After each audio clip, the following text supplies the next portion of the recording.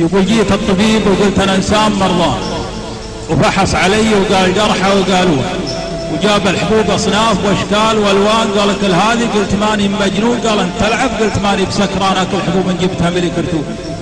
وروحت من عنده معصب وزعلان وجيت المطوع، قالت بزيت زيتون، قلت السبب، قال أنت بالحيل تعبان عندك قلق ومصارعة جن وعيون، قلت الله أكبر يا مطوع سليمان يلي تبيع الزيت والناس يشرون، يمديك من باع مطنطخ وفسقان ويمدي رصيدك فوق 20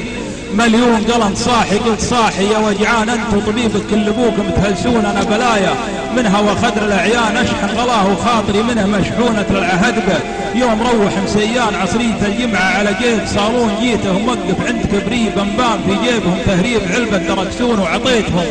كيكن من الزيت مليان، وقالوا نبي نعطيك رقم التلفون، وبطل لي السواق والعلم نيشان، قال امشي، قلت بنتظر لين تمشون، وتابعتهم والجيل مسرع وعجلان، اذنهم في احدى المحطات يقهون على مغيب الشمس مع وقت الاذان، قلت لهم حول مسدره يصلون، وسريت معهم لين وزن يابان، ولفيت للبتراء وعيوا يلفون، واخذت رقم الجيبه بمنع عقلان ورواب على المشتاق